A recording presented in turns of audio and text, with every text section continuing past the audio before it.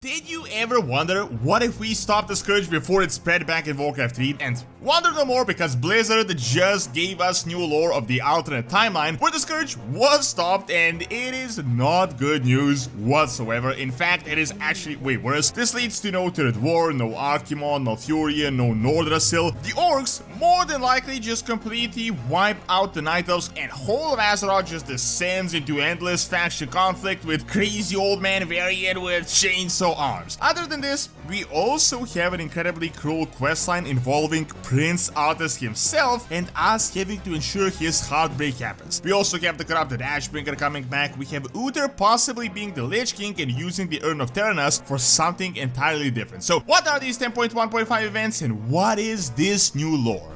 If you guys want to buy Total War, Elder Scrolls, or any other game, you can get them at great prices with my Gamivo link. You can also get anything Warcraft related, gift cards and software, and all below market prices. Best of all, if you add my code DORON, you can get an even bigger discount, so make sure to check out my link in the description and get some amazing deals with Gamivo.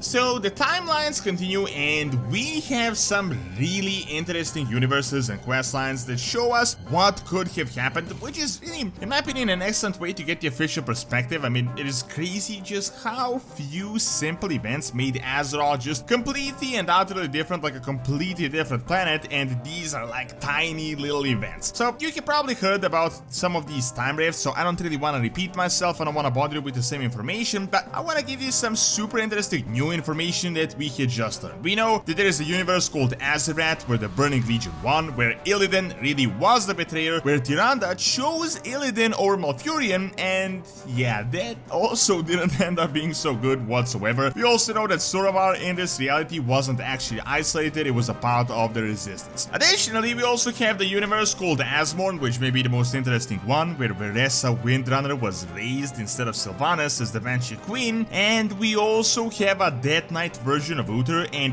we still don't really know what is going on there fully. The biggest speculation right now is that Uther became the Lich King instead of Arthas, and in this universe the Scourge probably won. Interestingly enough, we actually have found the item, the urn, opened, and I'm guessing this is obviously the urn of Theranos. How Theranos died, we don't really know in this universe, whether it was Arthas or Uther betrayed his king, but as we know, Uther guarded the urn from Arthas, and we find this urn when we face off the Lich King at the Icecrown Citadel in this scenario, so it is possible that Uther, the Lich King, actually used the urn. However, the new time travel stuff isn't just these rifts. We actually have a bunch of dailies, then we go into various universes, and most interestingly, we have a super intriguing scenario from Warlands, the universe where the Alliance and the Horde conflict never stopped, they never stopped fighting, and these guys are just completely out of their minds. We got Cyborg Varian with chainsaw arms, we got everyone missing an eye for an eye metaphor, and everyone is just crazy fanatical. It is like if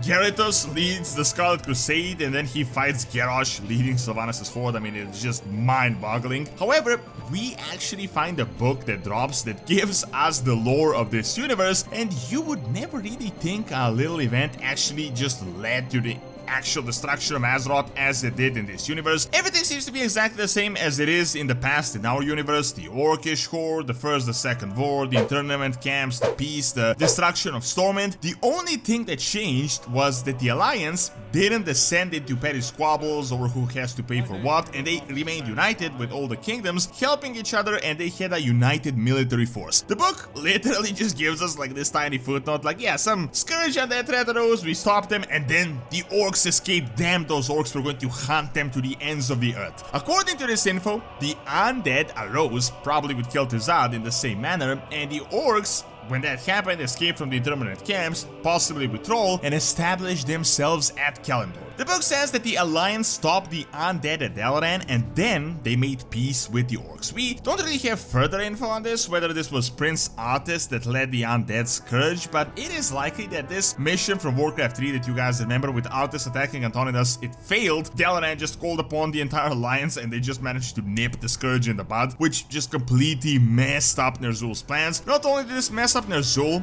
and destroy the undead, but it also led to Archimonde never being summoned and the Burning Legion just ended up twiddling their thumbs. Then in this universe, the fanatics of the Alliance were outraged that the Alliance made peace with the orcs that escaped and they toppled their leaders. There was a rebellion. They chased the Horde that now called themselves the Blood Horde across the sea. According to the glorious Alliance, they're called the Blood Horde because they bleed easily. However, it was too late as they had already established themselves and stole all the resources of the continent. What is super interesting in this scenario is that the Third War never actually happened. The Scourge was stopped, therefore the Legion had no entry, therefore there was no Third War, there was no Nordrassil, Night Elves, Archimonde, Malfurion. Based on this book, the Horde managed to just wreck the Night Elves. They probably never even knew anything of the Alliance existing, meaning the Blood Horde probably took over the entire continent of Kalimdor. As they say, they started gathering the resources, and you know, they couldn't gather resources without Night Elven interference. With the Third War never happening, there was no Jaina and Troll fighting to save the universe, and these guys just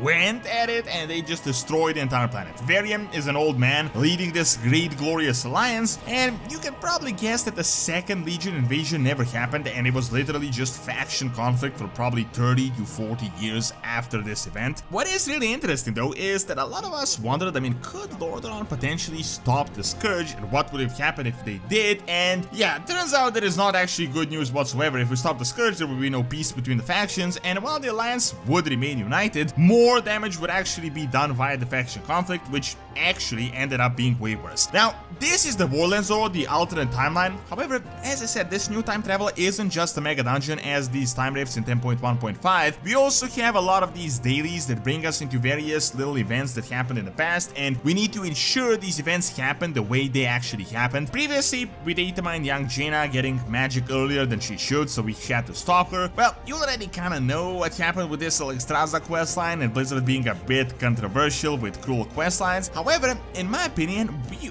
also have another super cruel questline where we literally just need to mess with Arthas's mind, and we go back to the time before Warcraft 3 when he was the prince, and this is that data mine model that we had discovered a month or so ago. At the moment, all this seems to be tied to this iconic lore moment. So as you all know that follow the lore, Invincible is Arthas's horse, his greatest friend at the time that he was significantly emotionally bound to, and he literally called him Invincible because it was an incredible horse. It could do anything. Well, it could, until one day it couldn't. Arthas made the mistake of attempting a significant jump in the winter, and Invincible slipped and fell on icy rocks that completely shattered both of his legs, and in turn, Arthas had to kill him, which just completely messed him up mentally. Now, this is the place where we come in. I mean, the Bronze Dragons are sending us with a few icy rocks, and we literally have to place them for Invincible to slip so that the horse can break his legs, and thus Arthas is forced to kill him, which leads to him being obviously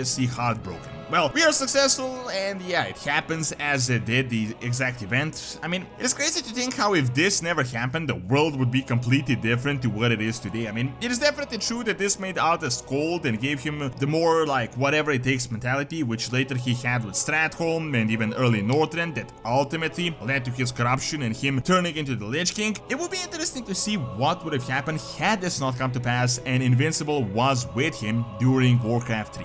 Now, as you might know, we have also datamined the corrupted Ashbringer a month or two ago, and we kinda know what is going on with it, although it is definitely a little bit confusing. It seems to be related to Asborn, and we can read a little bit of info about it. It says that prior to the redemption, this alternate blade at Lightscope Chapel, it emanated more energy than our universe's blade, which made it different. However, it seems like the necromantic energies have been removed and the blade has actually been cleansed. However, it isn't certain what part this will actually play in this alternate universe. We also did datamine Satan the Atrocan that could potentially be involved with this, and as you may know, he is the founder of the Scarlet Crusade, so we could see something happening with this.